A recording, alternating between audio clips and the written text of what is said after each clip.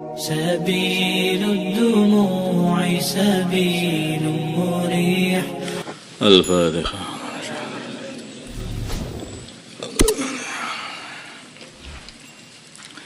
بسم الله الرحمن الرحيم. Wallahu dan Allah anzala telah menurunkan minas sama'i dari langit ma'an air fa'ahya, maka Allah menghidupkan bihi dengan air itu al-ardu, bumi, di bumi yang dulunya kering kerontang jadi hidup, tumbuh-tumbuhan semuanya di atasnya. Ba'da mautiha, setelah matinya bumi, maksudnya keringnya bumi itu tanpa ada tumbuhan. Seperti rambut kita ini kosong, kemudian tumbuh cukup lagi. Demikian juga itu tumbuh-tumbuhan di bumi ini, kalau sudah kering bersih, kemudian tumbuh, disirami air oleh Allah, tumbuh. Bukan airnya yang menumbuhkan, tapi Allah yang menumbuhkan. Air itu hanyalah itu tertibnya Allah SWT atau sunnatullah aja. Inna fi dzalika, sungguhnya di dalam kejadian itu la ayatan, sungguh tanda-tanda atas kebangkitan dari kubur.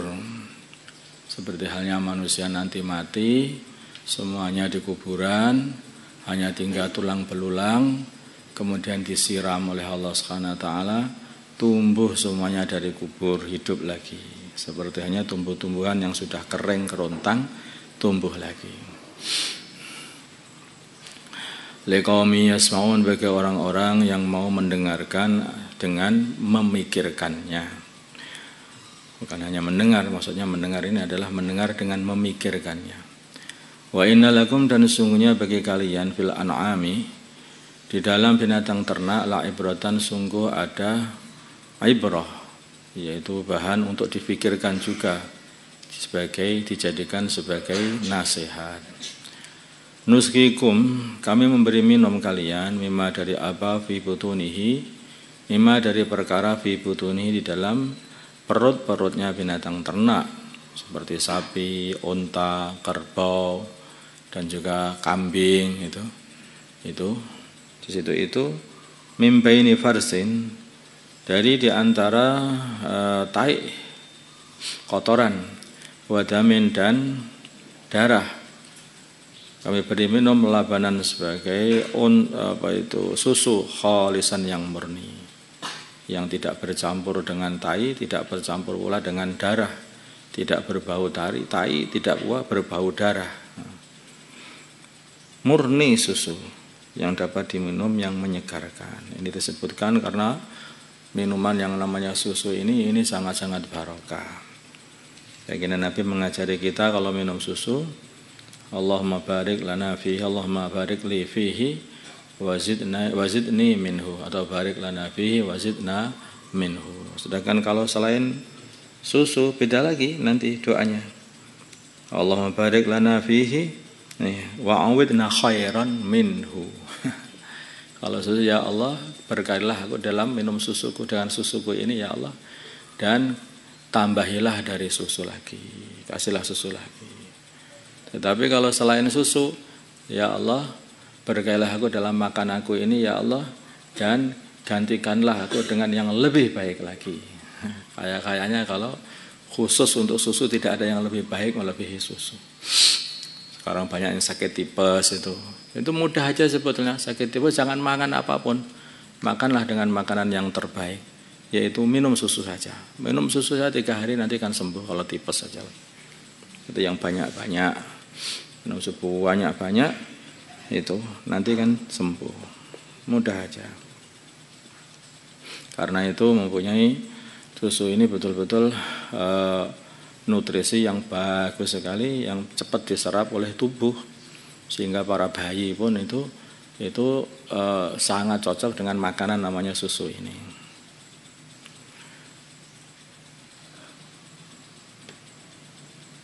Sa'ighon, yang mudah untuk ditelan, lisyaribin, jadi bagi orang-orang yang meminumnya, karena bentuknya cair, jadi mudah untuk ditelan. Wa min thamaratin nakhili, dan kami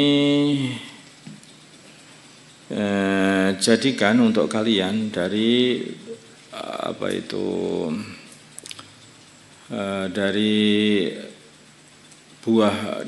buahnya korma, buah-buah korma, wal a'nabi dan buah-buah anggur. Tattakhiduna kalian mengambil minhu dari buah-buah korma dan buah-buah anggur sakaron khomer. Ini dibicarakan di sini karena sebelumnya khomer ini tidak haram. Sekarang sudah diharamkan. Dulunya khomer belum diharamkan. Nah, nanti kalau di surga khomer itu menjadi halal lagi, tidak diharamkan. Termasuk minumannya ahli surga juga khomer yang tidak memabukkan. Ketika khomer diharamkan, maka sebagian ulama mengatakan oleh Allah diganti kopi jadinya. Minuman pahitnya orang kafir itu khomer, minuman pahitnya ahli tahajud itu kopi. Tapi habis ngopi kalau nggak tahajud, nah ini bid'ah itu bid'ah.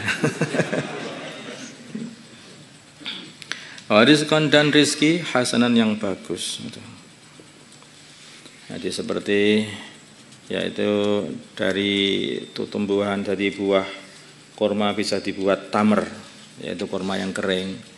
Bisa ada macam-macam kebaikan. Jadi rezeki yang bagus lah untuk kesehatan juga. Dulu para sahabat ketika mereka enggak punya makanan, mereka bertahan hanya dengan tamer. Itu. Mereka orang-orang Palestina yang sekarang ini sudah dihentikan makanan dari kanan kiri, itu mereka bertahan hanya dengan tamer itu. Itu mereka makan tamer sehari satu orang-orang Palestina sekarang hanya satu. Itu air pun juga susah. Kalau ada hujan dia ngambil air dari hujan itu. Dan juga bisa dibuat kalau anggur itu bisa dibuat dengan zabib. Yaitu zabib itu anggur kering. Dan juga dari situ juga bisa dimakan juga dibuat dari dibuat coka juga dan yang lain-lain. Inna fi dzalika sungguhnya yang demikian itu adalah ayatan sungguh tanda-tanda kebesaran Allah, kekuasaan Allah. Liqaumi ya'qilun bagi orang yang mau memikirkannya. Wa auha dan kami wahyukan atau kami ilhamkan wa auha dan telah memberi ilham Rabbuka Tuhanmu atau memberi ilham Rabbuka Tuhanmu memberi ilham atau memberi wahyu ilan nahli kepada lebah. Sekarang lebah itu macam-macam ya. Semua itu ya termasuk yang lebah bersengat atau lebah yang tanpa sengat itu. Yaitu lebah itama, biroi, macam-macam lebah namanya itu. Ada lebah yang malifera itu. Semuanya itu diperintah oleh Allah sebetulnya. Dan kami wahyukan kepada dan memberi wahyu Rabbuka Tuhanmu ilan nahli kepada lebah. Anitakhiti ambillah minal jibali dari gunung buyutan sebagai rumah-rumah. Wa minasyajari dan ambil pula sebagai rumahmu yaitu pepohonan. Wa mimma ya'risun dan dari perkara yang mereka para manusia membuatkan rumah untuk kalian. Gelodokan-gelodokan.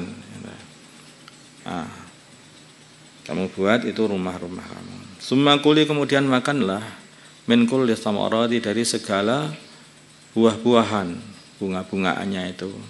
Fasluki maka masuklah subula rabbiki jalannya Tuhanmu. Dululan dengan ikut atau dululan dalam keadaan jalan itu telah dimudahkan oleh Allah sehingga kalian bisa mengikuti jalan yang telah ditunjukkan oleh Tuhanmu walaupun harus bepergian jauh nanti kalian bisa kembali lagi ke rumah. Bunga di sana ada dikasih jalan oleh Allah sampai di sana balik lagi ke rumah lagi. Di sana balik lagi ke rumah terus begitu. Itu adalah petunjuk dari Allah Subhanahu wa taala kepada para lebah. Kalau Allah enggak tunjukkan jalan untuk para lebah cari makan pulangnya kemana? Bingung itu otaknya lebah seberapa coba? Maka bisa dipahami bahwa itu hanyalah yaitu karena para lebah ini telah dikasih petunjuk oleh Allah untuk tahu jalannya sendiri-sendiri. Sampai ada yang 2 kilo gitu, dari rumahnya itu 2 kilo, cari sana cari sini 2 kilo dari rumah. Lebah itu bisa mendapatkan, bahkan bisa lebih dari 2 kilo, 6 kilo begitu. Tergantunglah latihannya. Ya kharuji yang keluar min butuniha dari perut-perutnya lebah, dari perut-perutnya lebah, syarabun keluar, syarabun minuman, yaitu berupa asal, madu, mukhtalifun alwanuhu, yang berbeda-beda warnanya. Karena ada yang madu dari bunga randu, ada madu bunga mangga, ada madu dari bunga kaliandra, ada madu dari bunga macam-macam madu. Ada yang rasanya pahit, ada yang rasanya manis, ada yang rasanya ada baunya wangi. Masya Allah. Fihi, di dalam madu itu syifa'ul linnas, ada obat bagi para manusia. Maka sebagian ulama mengatakan ini terbagi menjadi 3 pendapat mengenai syifa'ul linnas, obat bagi para manusia. Saya mengatakan kata-kata syifa'un linnas artinya ini ada berbatas hanya kepada penyakit-penyakit yang khusus saja, yang pancen menerima diobati oleh madu. Madu ini sifatnya adalah panas, maka penyakit-penyakit yang dingin yang dapat diobati dengan madu. Modelnya penyakit itu kan ada dingin, ada panas, sifatnya itu panas madu itu. Makanya kalau penyakit panas nggak cocok, penyakitnya adalah yang penyakit yang modelnya dingin.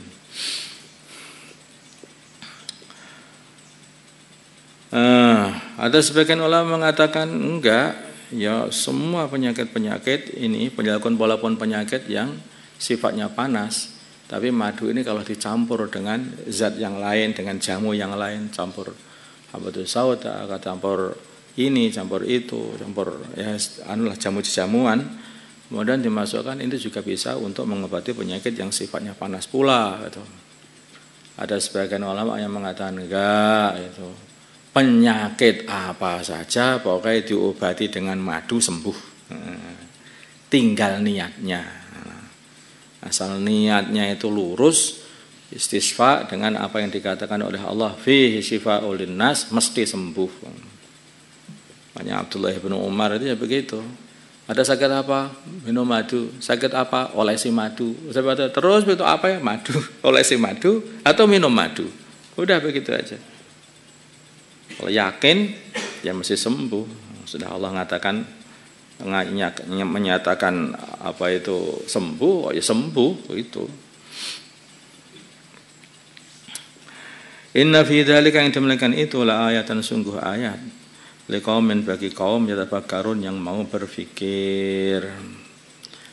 Allahumma shalli ala sayyidina Muhammad wa ala sayyidina Muhammad wa salli ala sayyidina Ibrahim wa ala ali sayyidina Ibrahim wa barik ala sayyidina Muhammad wa ala ali sayyidina Muhammad wa barik ala sayyidina Ibrahim wa ala ali sayyidina Ibrahim fil alamin innaka Hamidum Majid. Allahumma arham umat sayyidina Muhammad, Allahumma ighfir li ummati sayyidina Muhammad, Allahumma aslih umat sayyidina Muhammad, Allahumma alih baina qulubi ummati sayyidina Muhammad, Allahumma ansur umat sayyidina Muhammad, Allahumma ansur sultanan nasira.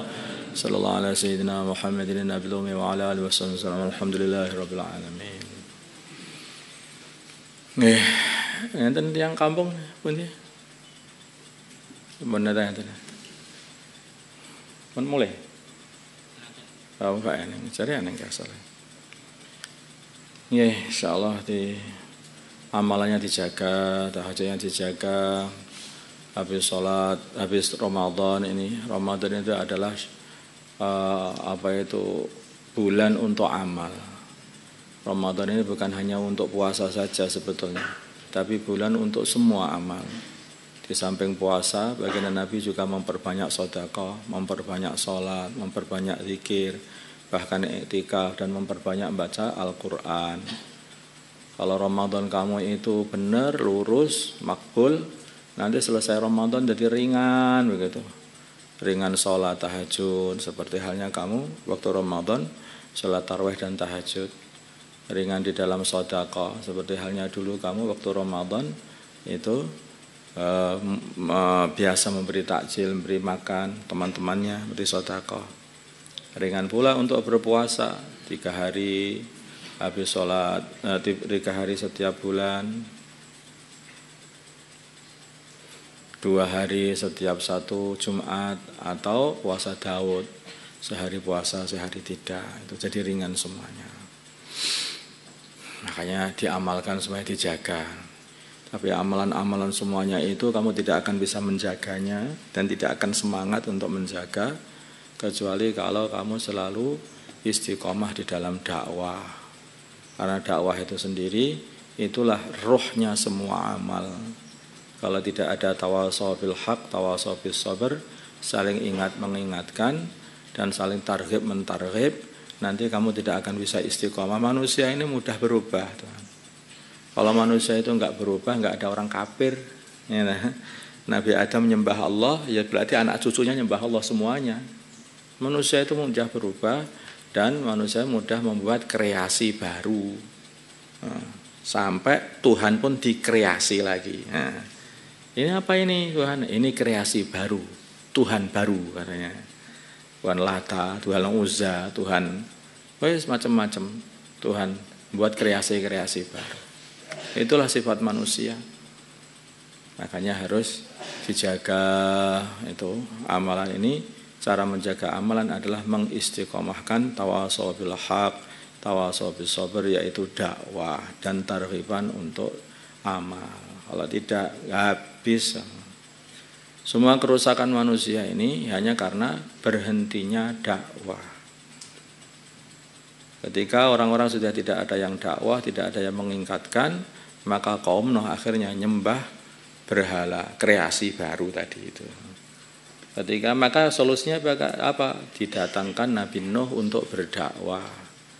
Maka akhirnya sebagian masuk Islam, sebagian tidak masuk Islam, kebanyakan.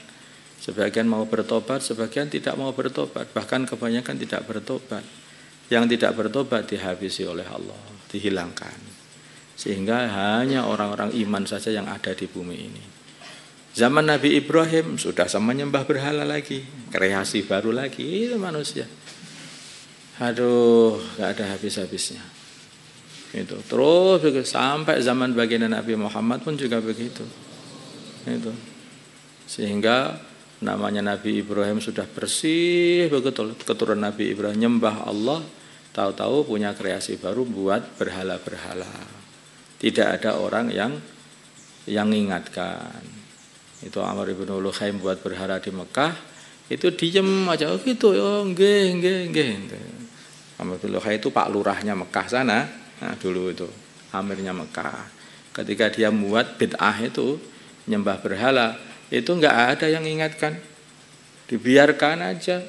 Akhirnya apa? Ya kebiasaan. Sampai datang zamannya baginda Nabi untuk mengembalikan lagi kepada agama yang lurus, yaitu agama tauhid. Ya qaum ya'budullaha ma lakum min ilahin ghairuh. Baru balik lagi, Islam lagi. Ya. Jadi gitu, maka Imam Malik katakan la yasluhu amru hadil ummah illa bima saluha bihi awwaluha. Umat ini tidak akan jadi baik kecuali hanya dengan cara dulu umat diperbaiki dengan cara itu. Apa caranya? Ya caranya para anbiya. Apa itu? Itu adalah dakwah. Selagi masih ada dakwah, maka ini Islam ini akan utuh sampai hari kiamat. Di mana tempat itu sudah tidak ada dakwah, sebentar lagi akan hilang. Dah habis Islam itu. Akan hilang. Amalan Islam hilang. Pertama kali amalan Islam akan hilang. Setelah amalan Islam hilang, banyak orang yang maksiat. Setelah banyak maksiat juga dibiarkan saja. Setelah itu banyak orang yang fasik. Banyak orang fasik dibiarkan saja. Berbondong-bondong keluar dari agama. Copot imannya. Dan urusan illalladzina amanu ditali dengan wa amilus sholihati, terus dikencengi dengan wa tawasau bil haqqi wa tawasau bis sabr. Jelas ya, paham ya? Maka dijaga, hidupkan itu amalan dakwah walaupun di pondok. Setiap hari ada itu taklim, setiap hari ada yaitu ziarah khususi, dan 1 Jumat sekali dibuat juga yaitu amal makomi. Di mana Serjo kah atau di mana ini satunya? Terangkil itu dibuat. Nanti kita buat insyaallah. Biar apa? Biar amal itu wujud. Minimal 1 saja sekarang. Targetnya bagaimana semua itu santri itu sholat berjamaah. Nah, ini aja. Kalau itu belum bisa, repot ini. Bagaimana kamu bisa nilai? Bagaimana kalau kita mau menghentikan dakwah, padahal sholat berjamaah saja belum bisa, padahal tempatnya di masjid. Coba. Maka baginda Nabi mengajari kita, beliau mengatakan, aku pengen tak suruh masjid suruh ngimami orang saja. Aku pengen keliling, tahu bengis siapa yang nggak mau sholat jamaah, tak bakar saja rumahnya katanya. Dia memang begitu, dicari orang itu biar sholat jamaah semuanya, diingatkan. Kalau tidak, habis nanti lama-kelamaan setelah tidak sholat jamaah, tahu-tahu jadi meninggalkan sholat. Ya, musyawarah dari utara. Ya.